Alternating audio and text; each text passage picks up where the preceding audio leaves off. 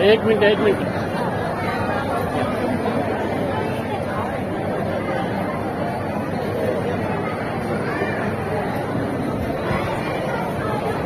बंदेच्या 15-20 दिवसाच्या पूर्वीपर्यंत त्यांनी दीर्घ शिबिर घेतलं आणि दीर्घ शिबिराचं संचालन करून 15-20 दिवसाचा श्वास सोडला.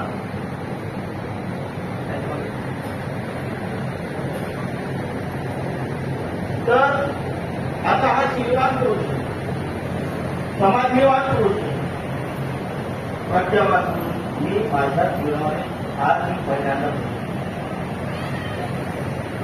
आणि यांची दिनचर्या पाहूनच तुम्हाला सांगतो, यांची दिनचर्या पाहून यांचं कार्य पाहूनच 1997-98 मध्ये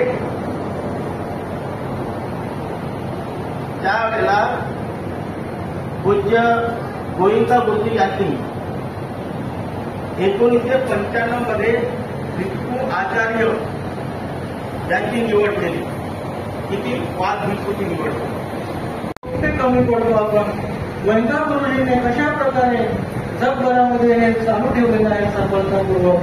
त्यांचे गणोत आणि अनिल गुरुजींच्या माध्यमातून ते आता मरण पावले तरी त्यांचा आदर्श आपल्यासमोर असणारच आहे. अशा विविध विषयी आपण आत्मचिंतन केलं पाहिजे. आपण आत्मचिंतन करून बरोबर जो फक्त आपण संघटित होणे तर आपण बरोबर संघटित होऊन पक्ष पॉलिटिक्स करणारे करतील. आपण कमीत कमी या धम्माचं मिशन, शिक्षणाचं मिशन, समाज कार्याचे मिशन तरी आपण पुढे घेऊन गेलं पाहिजे. विपक्षणाचे मिशन आपल्या बौद्ध संघटनेच्या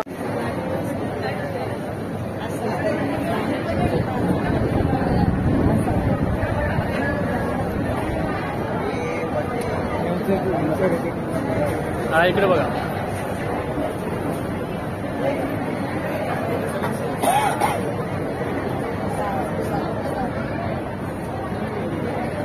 Yeah.